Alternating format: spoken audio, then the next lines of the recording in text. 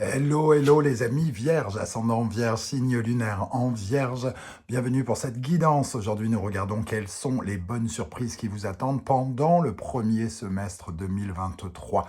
Cette vidéo ne parasite pas la vidéo que j'ai postée il y a quelques jours qui vous propose des bonnes surprises de janvier uniquement. Ici, c'est pour les 6 premiers mois. On regarde un petit peu le côté pro, le côté sentimental et le côté général. Donc n'hésitez pas à regarder quand même la vidéo de la bonne surprise de janvier. Voilà, je m'étouffe déjà. Donc, je vous souhaite en tout cas la bienvenue. Je vous rappelle que c'est un tirage général qui ne va pas parler à tous les vierges de la même façon.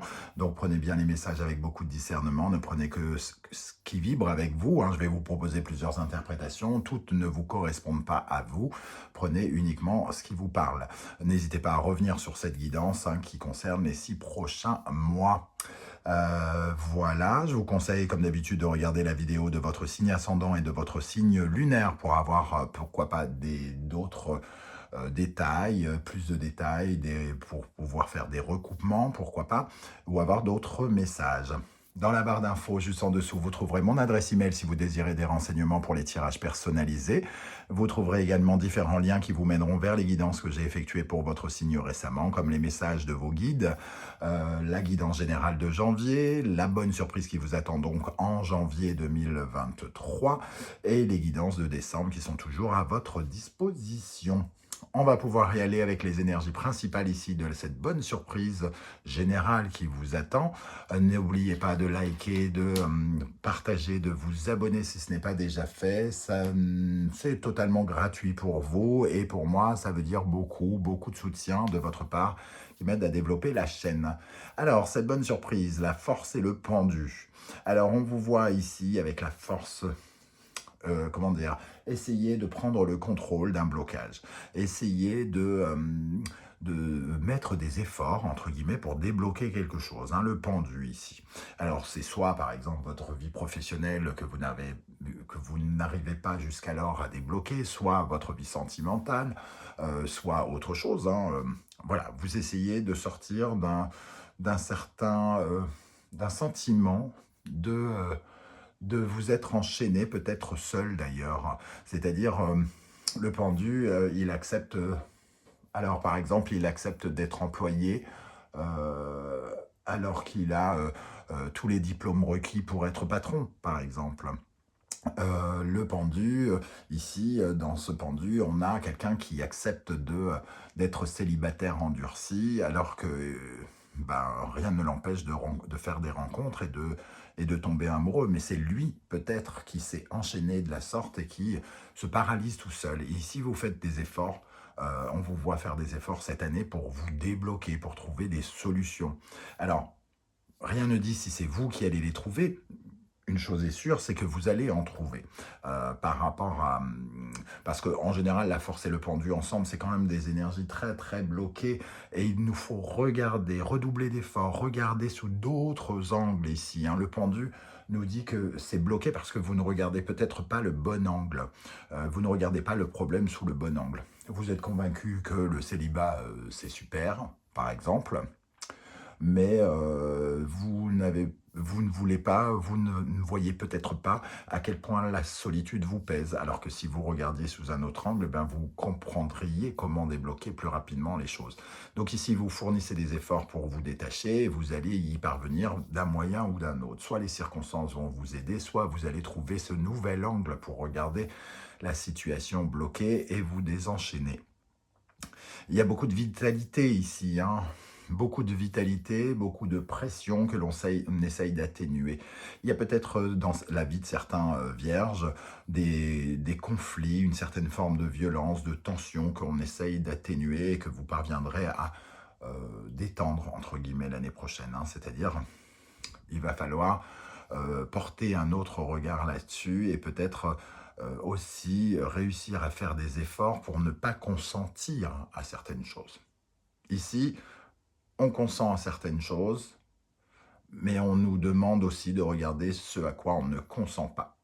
Et c'est ça que vous allez améliorer l'année prochaine et qui va vous faire progresser. Quel animal totem vous accompagnera, vous encouragera, vous aidera?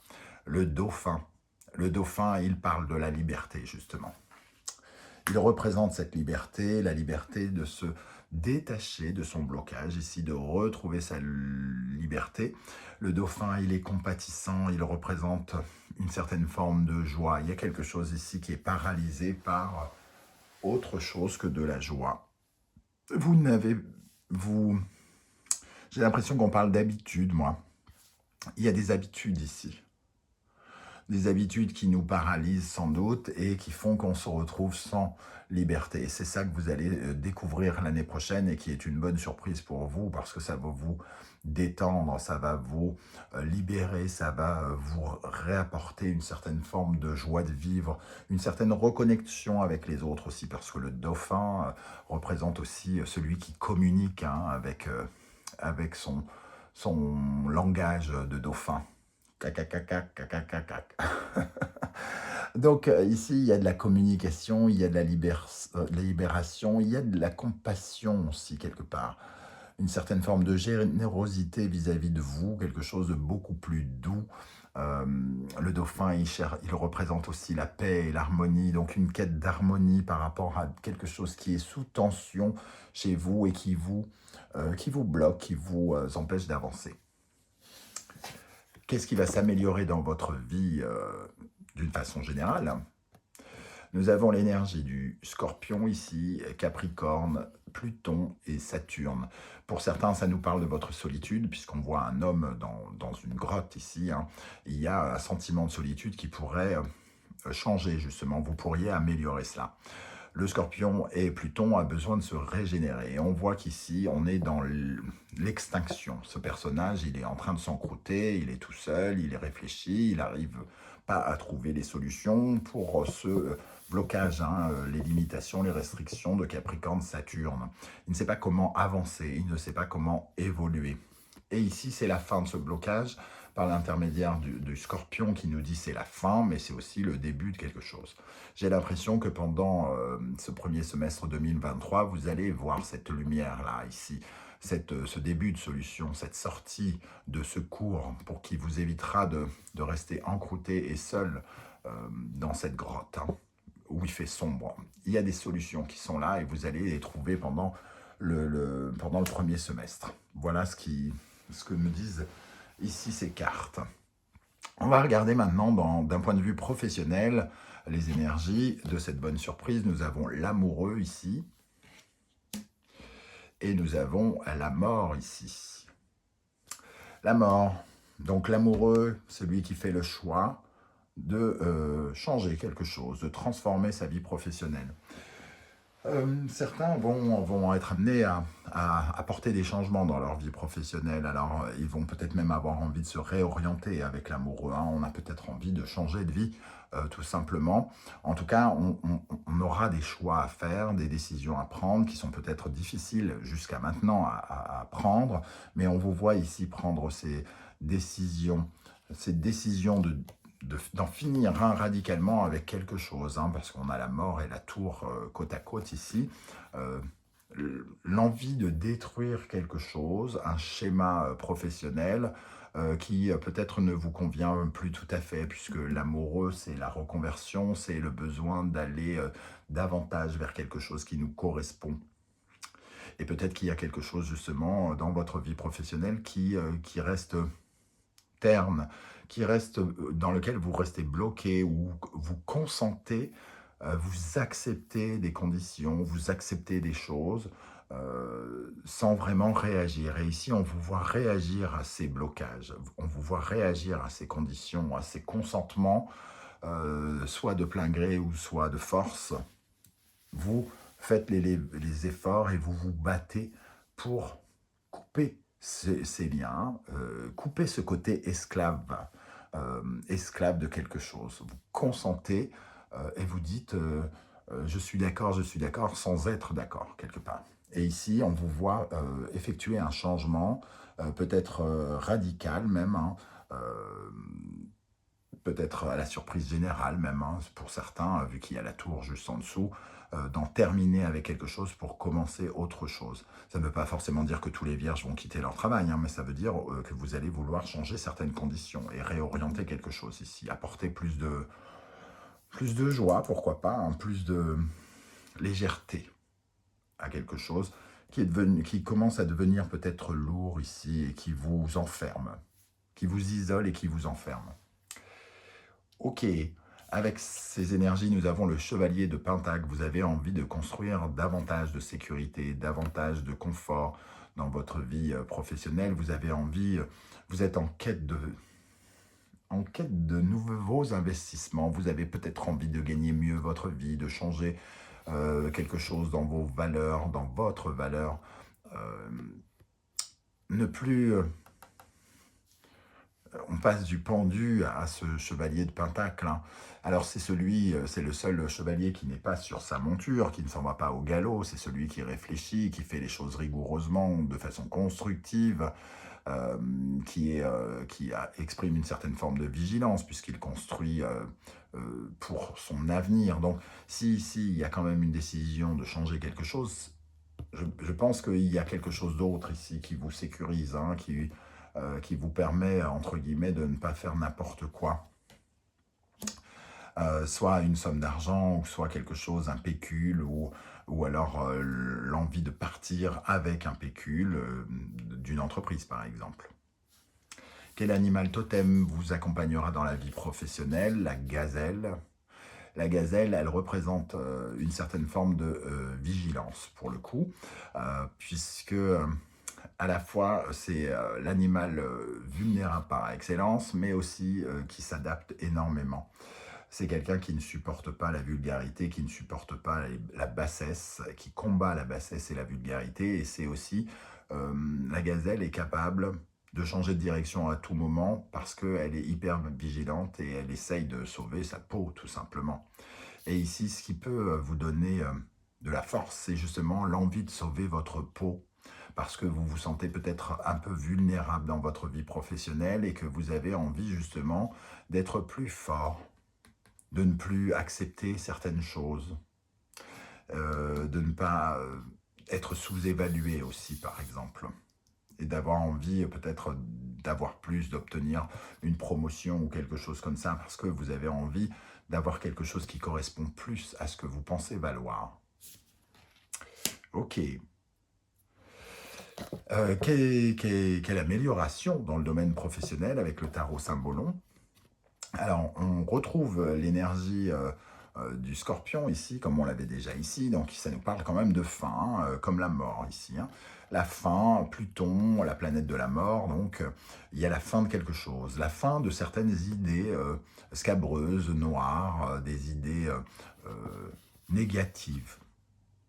Parce que ici, on a le Sagittaire et Jupiter, donc c'est un peu comme si vous vous étiez, peut-être pas saboté, mais en tout cas, vous acceptiez le négatif. Vous consentiez à certaines choses nuisibles. Ici, on parle des messes noires, des rêves, pas les rêves qui font du bien, les rêves qu'on sabote, les cauchemars peut-être plus, par exemple. Hein. C'est comme si votre cauchemar, c'était de perdre votre emploi, votre cauchemar, c'était... et vous étiez plus là-dessus, alors qu'ici, on vous parle de vous connecter davantage à la chance, de vous connecter davantage à une façon de voir, à une leçon de vie différente, à vous faire grandir, vous faire évoluer psychologiquement, spirituellement ici. Ne pas rester dans les choses, les énergies basses et négatives, mais au contraire d'aller vers des choses plus puissantes, de la spiritualité, quelque chose qui vous fait croire en votre force, en votre énergie. Donc une énergie beaucoup plus positive ici. Hein. Un peu comme ici, c'est sombre.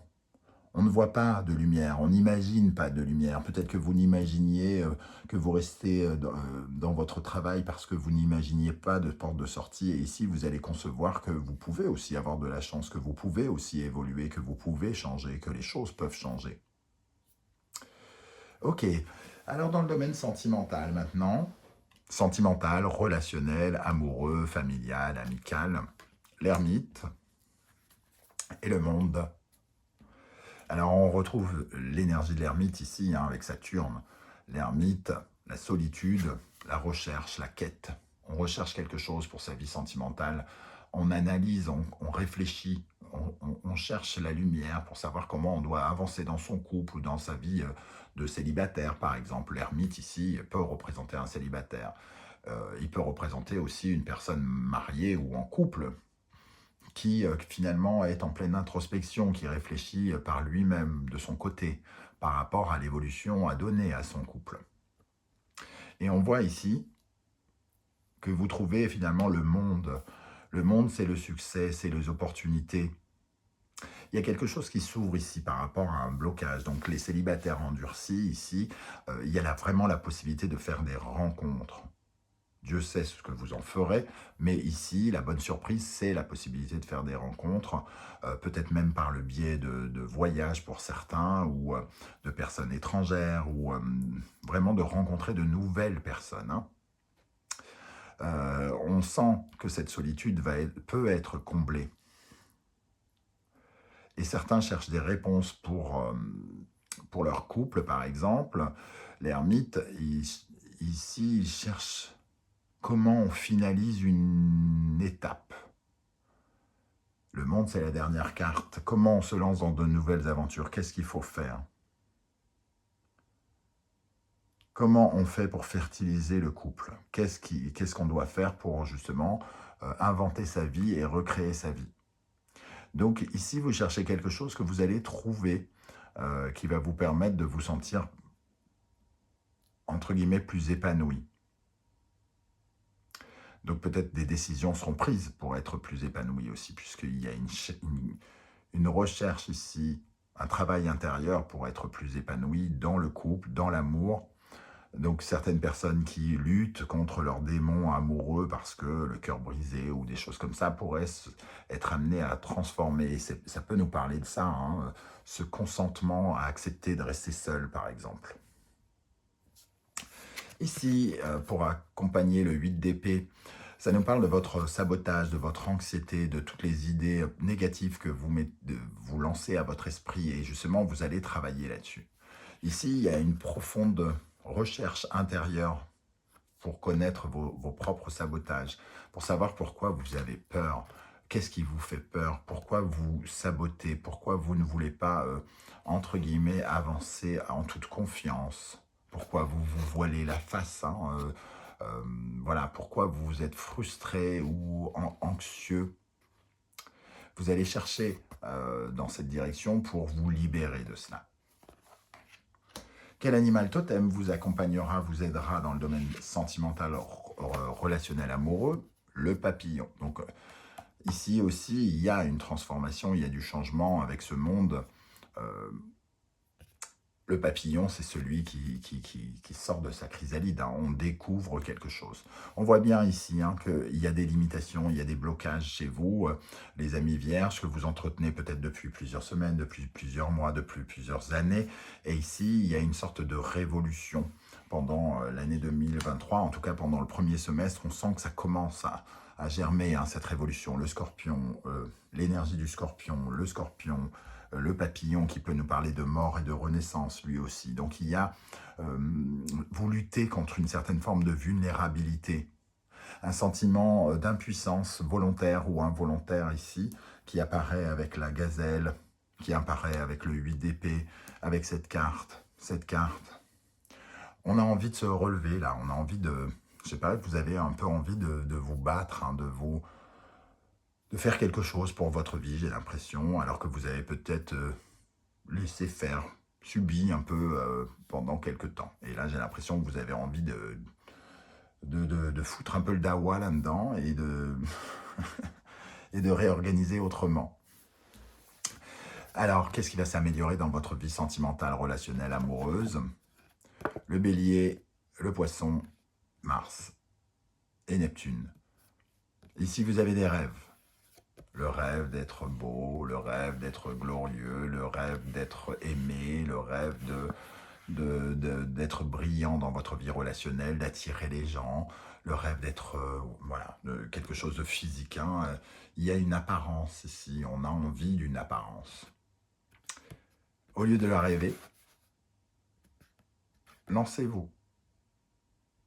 Ici, vous allez vous lancer. C'est ça qui va s'améliorer. C'est que vous allez, au lieu de rêver de quelque chose, vous allez commencer à réaliser ce rêve. En tout cas, essayer de le toucher de plus près et faire le nécessaire pour l'atteindre.